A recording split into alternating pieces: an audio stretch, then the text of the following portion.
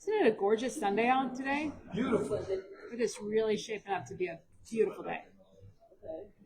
Hey man, how are From a you? weather Oh, perspective. I'm doing fine. How you doing? Good. All right.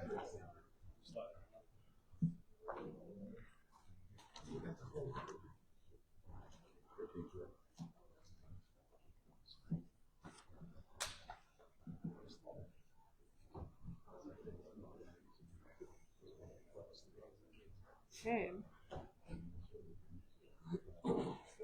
Well, good afternoon, everyone, and thank you for coming out today to help us educate the public on what's going on with the sinkhole that has opened up near Interstate I-44, 70, and North Broadway.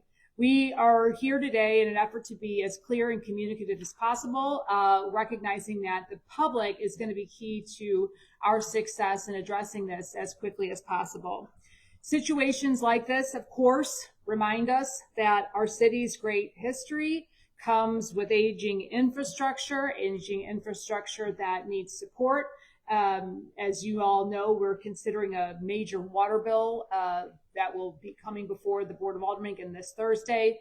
No, this sinkhole was not opened up on purpose, but certainly does lend its support to that effort and the need to have additional funding for our water department to make our city more resilient overall. I want to thank Commissioner Greg Faber and his entire team at SEMA for leading our incident command structure over the last 48 hours. My team and I, as well as everyone here and many other partners, have been in consistent communication since the sinkhole was identified on Friday night. I also want to thank our city departments and divisions for working on this issue alongside of our community partners like MoDOT, Spire, and Ameren. I also want to recognize some of the partners that are not here today. They've been very involved, and I want to especially note the Missouri Department of Natural Resources, who's come out and inspected the sinkhole to ensure that there's nothing bigger, no other geological activity going on that we should be concerned about. That's very reassuring. And so I want to make note of that. I'll also note that while Ameren and Spire are not here with us here today, they have been very, very consistently communicative, working with us through our incident command, and have reassured us that their assets are not currently in danger or compromised at this time. With that, I'd like to turn it over to Spencer Gould of the St. Louis City Water Department to speak on behalf of the Water Division. Thank you, Madam Mayor. Spencer Gould, Deputy Commissioner of Water. As the Mayor stated, late Friday evening, June 12th, the Water Division was made aware of a main break at the intersection of Broadway and Bittner. Our crews, our trained team of water professionals, responded immediately, and as we always do with situations in this scope, we coordinated with other utilities as well as MoDOT, the Mayor's office, and everyone locally to ensure to get the information out as best as possible. At the outset, the Water Division's goal was to stop water flow, make sure that area was safe and dry for other utilities to come in, for the Streets Department to come in, and MoDOT to repair and get into the site to determine what the situation was. That isolation was particularly challenging due to the number of valves, that aging infrastructure, as the Mayor mentioned, as well as the location of the break itself. But we were able to get it down, and as of this moment, water flow into that site is minimal, which is allowing utilities to coordinate and respond quickly. Fortunately, we do have a good crew, as I mentioned, who are able to contract with other work with other contractors and other utilities in order to ensure that we can do this very quickly. I'll assure you that they are all calm and capable, and we are lucky to have a team that could respond so quickly. As I mentioned, our crews are working around the clock and will continue to work around the clock since Friday and into the future in order to minimize this impact and respond quickly. And together, we're hoping to rise to this challenge and address it for the city of St. Louis. And I'm going to pass it along to Director Jackson from Streets, who will talk for Streets perspective. Thank you. Thank you, Spencer. Madam Mayor. Good afternoon. As you know, the details of this incident have already been shared to you. What you're seeing now is a very effective coordination through the Mayor's office and her emergency preparedness team, to the Chief Operating Officer and Unified Command, who have already conducted 2 Unified Command calls to bring together all of the teams that need to actually be in that site to ensure that we get this situation taken care of. Our streets commissioner, Commissioner Flake, has been on the ground since this incident started. He has additional details for you. I'll turn it over to him to give you some more specific information. Yeah. All right, thank you, Director Jackson, Madam Mayor. Our role in this as a street department has been to really just bring the collaborative together of all the utilities and all the contractors that are working out there. Sometimes it's not the easiest to get a bunch of contractors or utilities to work together in a whole, but since we started this early and got all of those contractors and utilities on board, the collaboration has been stupendous. We recognize here over the next week or longer that this is going to have significant issues for drivers, commuters, pedestrians, everybody in the area with some road closures. I'll let Jen Wade talk about that here in a moment with the highway closures, but currently North Broadway at Biddle, both north and southbound, is closed to traffic. That traffic is being detoured either east or west on Tucker. If it's 4th bound Broadway or 4th Street northbound, is being detoured either east or west at Washington in order to keep that traffic from going up around the hole and where the construction area is. The biggest thing is that we all work together. We get the message out there that these closures do exist and will exist for a while until this work is completed, or at least until it is secured and stabilized. Currently it is stable, but we want to get the hole where it's got some more structure to it than what it has today. And so yeah, the biggest thing is just coordination in our utilities, and we're going to continue to work with those. And I will turn it over to Jen Wade of MoDOT. Thank you, Ken. Madam Mayor, appreciate it. So my name's Jen Wade. I'm the area engineer for MoDOT in the city of St. Louis. First, I want to start talking about the bridge itself. So the hole under Interstate 44 has exposed underground structures for one of the columns that holds up the highway bridge. Right now, that exposure is not severe, but the conditions on site have the potential to continue changing. Keeping traffic off the bridge above reduces vibration of the columns, preventing further exposure from developing. We are working with the city's contractor on shoring up the area around this column so the rest of the repair work can be done while the interstate is open to traffic. This effort alone takes time, and at this point we are expecting the existing closure of I-44 downtown to last at least through the week. MoDOT closes any bridge where the department has structural concerns that have the potential to impact the traveling public. With this current repair plan in action, there is reason for optimism that the bridge will remain in good condition throughout the sinkhole repair work. So let's talk about road closures. On I-70, only the eastbound express lanes are closed. There are no other ramps or lanes closed on I-70 in either direction as it continues over the Mississippi River. There was some confusion about that yesterday, so I want to make sure we're very clear. The movement from I-70 eastbound that becomes I-44 westbound is closed. So all traffic wanting to go towards downtown must get off at the Tucker Boulevard exit. I-44 eastbound toward downtown is closed at the Poplar Street Bridge. All traffic heading to downtown want to get off at the Park Avenue exit. Lastly, as Kent mentioned, Broadway on both sides of the interstate is closed at Biddle and over North Broadway for the construction site itself. Folks who want to make the through movement from 44 to I-70 or the other direction should consider using Jefferson, Parnell, and Salisbury. That road actually continues quite smoothly around the downtown area, and it's a fairly direct detour route. Our digital message boards on the interstate are being used to communicate the closure to drivers on the approaching interstates. We have pushed information out to our state highway patrol and commercial motor carrier partners.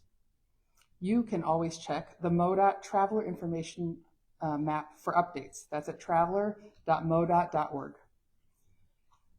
We will also be working with our event partners downtown, as we always do during closures.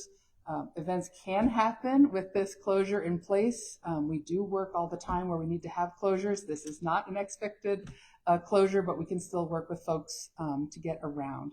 Make sure you give yourself plenty of time. Please be patient while we have this closure in place. Consider your alternate routes before your trip begins, and everyone drive safely.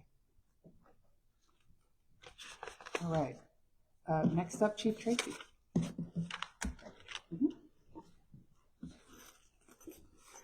So good afternoon, everyone.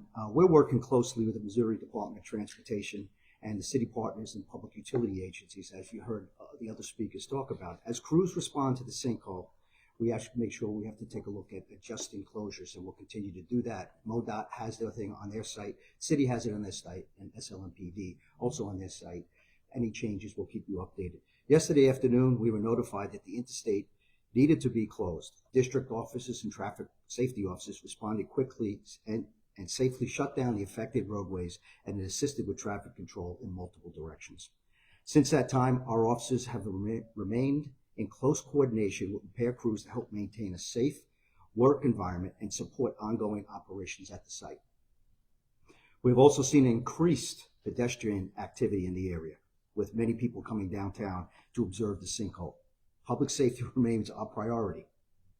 Officers have been assisting crews as fencing and other access points and protective measures were installed.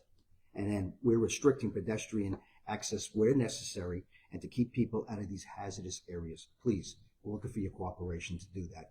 There's going to be plenty of media, video on those things. Please want to keep you away from that sinkhole, and keep you safe. We anticipate detour traffic throughout the downtown area over the next coming days as motorists navigate throughout the downtown area. Oh, and I ask the commuters, please plan ahead. Look at those GPS website, Waze, Google. Even myself, when I had to go to a place towards North County, it redirected me. I would have taken that way with my wife. It actually directed me up Jefferson, and I made it almost the same amount of time, maybe a minute later. So it is good to find these alternate routes. We have good streets, we have paved streets in the city, and I recommend people to do that. And Jefferson is that route if you're going to start going back and forth when you get off on 70 or 44. Traffic safety officers will continue assisting repair crews, including escorting large construction equipment to the site to ensure those movements can be conducted safely and efficiently. And right now at 4 o'clock, we're working together with the Missouri Highway Patrol. There's a 200,000-pound piece of equipment it's on its way that we're working with Missouri Highway Patrol to start getting those things. So as we're having this press conference, there's people out there working. We're still planning and trying to get this rectified as soon as possible. We appreciate the public's patience and cooperation as crews work to repair the roadway and restore normal traffic patterns as quickly and safely as possible. So with that, we'll take questions. How confident are you about the stability of that support column? That's one of the things I think everybody is noticing is how close this is to what's keeping the bridge up. Right now, that column's in good condition. There isn't a problem structurally right now. The problem is that the sinkhole itself has not been stabilized. So we really want to make sure that nothing's going to change. Our bridge inspectors have been down there a lot since this got started. We're going to continue working with the contractors as they start to move and act and dig things out of the hole. That's just a continuously changing environment. We want to make sure that nothing happens. It does take a long time to close this segment of the interstate. I don't know, 5 or 6 at least entry points all need to be touched. So we need to make sure that we reduce those vibrations, keep folks off, but also we can respond if anything changes. What does it look like? Sorry, just to follow up, what needs to happen in order to shore it up to keep, I guess what needs to happen to get traffic moving again? Sure. The shoring itself is a pretty typical construction activity for anybody. You know, we always have other utilities working in and around the columns that hold up the bridges that support the interstates. It's something we do a lot. So when somebody needs to dig nearby, we often put in sheet pile or other protection underground so that as the hole is created, that material isn't falling away from the columns. So we do have right now more material away from the column than we would like to see.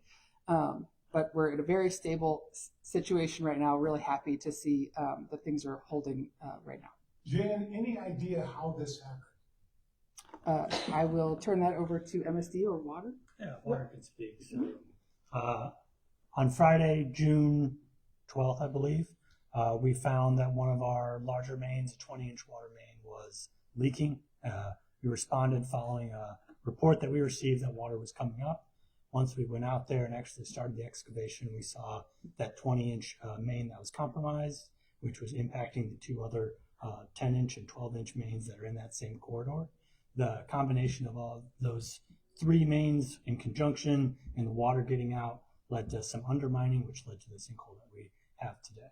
Is that the 200,000-pound piece of equipment that's coming to pipe for this thing? I believe the 200,000-pound piece of equipment is construction equipment, not pipe itself. Talk about the timeline when your office found out that the ground was literally sinking in. Was it from a pedestrian, or did you have people on the ground notifying you of that? The evening of that Friday, I'm not sure the exact timing, but it was the evening that we went out there, saw water coming up, and then once it was opened, I believe is when we saw the void space underneath. Do you think your office did a good job about closing that off? There's a lot of people still driving by, walking past the sinkhole. It wasn't really that secure. Yeah, we spent all of today and even going back into Friday and Saturday doing everything we can to ensure that it was safe. We're working with our contractor as well as PD. We had them come out and assist us, as well as bringing on our own safety officer in order to respond and better set up a safety envelope around that area. How long is it going to take to fix this problem? I'll pass it over to MoDOT. I mean, I think at this point, we don't know. I think what we are doing right now is ensuring it's safe. Once it's safe, we can make a determination of what repairs will be required. I think at this point, we're saying at least a week, but it hopefully would be done sooner and could be done longer. But I think the answer is that it varies on what we find. How unusual is a sinkhole of this size? Do you see this often, or is this pretty unusual? I think a sinkhole of this size is unusual, but not something we haven't responded to and not something our trained team members can't address. Mr. Gold, you talked about the water rate increase earlier this week at the Board of Aldermen meeting. What does that look like now in terms of something like this happening, and what do you have to say to any of those citizens, residents who are questioning the increase now? Yeah, I mean, I think a break like this does not increase does not change what we will be asking the Board of Aldermen on Thursday. But I do believe the challenges that we see are emblematic of why we put this forward. As the mayor said, I think the city recognizes that we've benefited from this infrastructure for a long time, but the infrastructure is aging, and breaks like this are what we've went in front of the Board of Aldermen to talk about. We know that these repairs are needed. I'm never going to promise that we're not going to have a break, but if we can implement our CIP as put forward that we've seen support from the mayor's office and the Board of Aldermen, we hope that breaks like this are less frequent in the future and lessened in the future. Mayor, what is your reaction to this event happening? And I'll just add on that, and I'll answer your question as well. With the rates that we've had, we have not had the income necessary to do regular replacement of the lines. These lines were over 100 years old, and we have been replacing lines at a much slower rate than we need to for decades. And so you're seeing decades of deferred maintenance, just like in a house. If you fail to do tuck pointing or other things, those challenges will come home to roost, so to speak. And so what we're seeing here is an uptick in breaks as a result of that deferred maintenance. What Spencer discussed and what our water department has laid out with this rate increase proposal is the starting of a process to really start to proactively address the water mains and the deferred maintenance that has been frankly waiting far too long to really invest in. That's a great starting point.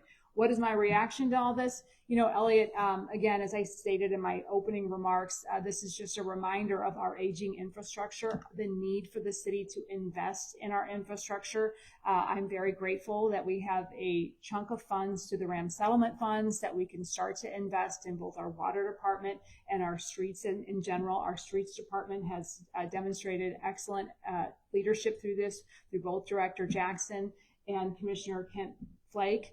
but they have a set of aging infrastructure as well.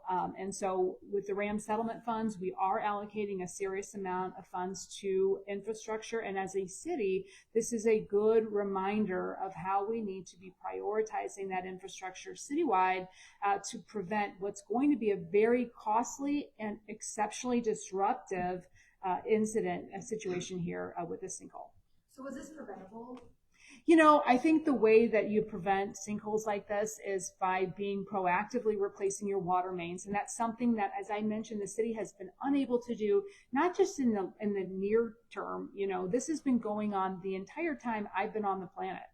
So, you know, when you have that sort of backlog of deferred maintenance, it is difficult to catch up with. And that's why we're very serious and very proactive in the rate study and the rate increases that we're putting forward right now. And we're very serious about making sure that we get those new dollars coming into the water department to start to be more proactive about that. Was this infrastructure, these particular water mains, were they known to be at risk, or did this just come as a big surprise? Well, I'll let Spencer speak as well, but I'll just say our infrastructure across the board, when you have water mains that are over 100 years old, we know that they're all at risk. And that is really a challenge for our water department and our city as a whole. And so, again, that really speaks to the importance of the water rate increase. Can I ask a follow-up? I mean, but what stops anyone from driving anywhere and falling into a sinkhole at this point? Well, you know, I mean, I think but we're seeing an increase in sinkholes. That's obvious. You know, we're starting to see those, but we're being extremely proactive. And I think the key here is just how responsive our water department and our entire team has been to start to address this. You know, especially when something like this occurs on a Friday night, a late Friday night, and over a weekend. This crew did not stop. Everybody was all hands on deck all weekend long to make sure that we're immediately addressing this. And we're taking the necessary steps as a city and as a set of partners, including MoDOT, Spire, Ameren, all of our partners, and to more proactively identify those challenged areas, and certainly to react as quickly as possible to restore safety and restore the infrastructure that we need for our city to operate. What do you say to commuters who are going to be frustrated by this, and they constantly are seeing St. Louis crumble literally in real time? Yes. You know, what I'll say is I'll reiterate this team's excellence in responding, pulling together all partners to ensure that we're not just responding from the streets department, but we have everyone at the table to ensure a holistic response to this situation. We are also, as a city, very serious about making the investments and the hard choices that we need to ensure that we are investing in our infrastructure better than we have been moving forward. And that starts with the rate increase for our water department, which we realize is going to be difficult for our residents to absorb. But we've been very, very thoughtful in that approach by not only identifying the funds that we need, but by protecting some of our residents that are most vulnerable by carving out a low income rate to ensure that those residents for whom this is going to be a barrier, we have a path. We're also serious about investing the RAM settlement dollars. We've been working for a year now with the Board of Aldermen to get that alignment to ensure that we can start to invest those dollars in ways that can proactively address these major concerns. Was this a purely pipes-based issue, or is there something about the geology below that highway that's also adding to the cave-in? That's a great question, and something we were concerned with as well. As I mentioned on the front end, the Missouri Department of Natural Resources came out and did an inspection of the sinkhole to try to answer that exact question. They are very confident and comfortable at this time that it's not a larger geographical concern, and that should be comforting to all of us. If that were going on, we would potentially have a much bigger challenge on our hands. Do you know how much it'll cost? We don't. And, you know, as we mentioned, you know, I mean, you know, some of the questions are, well, what, you know, how long, what does the solution look like? Right now, we are still very much really securing and understanding the scope of the issue. So we should have much more information as the week unfolds and as we stabilize the sinkhole and are able to move forward with the comprehensive approach we need to feel confident that that we've addressed the situation. Final question. Whose responsibility is it to pay for this? Is this the city? Is this MoDOT? Who's putting the bill up? Yeah, I mean, that's something that will really be much more clear in the coming days, weeks, especially as we really truly identify all of the issues going on here and outline all that. For police, will there be increased patrols near this area? Will there be any ticketing if you guys do see anyone over there throughout the day, night? What we'd like to do, I started in the beginning, get the cooperation from the citizens in St. Louis or anyone coming from outside. There's going to be enough media attention on it. Please try to avoid the area. We'll be able to get to other places around it, and especially get into the convention center and the dome if there's anything going on there. We'll have things out there to tell people how to get there, but we'd like to first get everybody's cooperation, and certainly if someone's trespassing on this site, we'll take the appropriate action of any individual that's not abiding by what we're asking, and certainly going onto a dangerous site. So we'll be there, director patrols. We have officers out there, and including additional officers trying to do traffic downtown area as people try to come into their commute tomorrow morning. And we'll assess each area where we need officers to continue to help people get to and from the city. Thank you everybody for your time. We want to allow our departments to get back to work with addressing the sinkhole.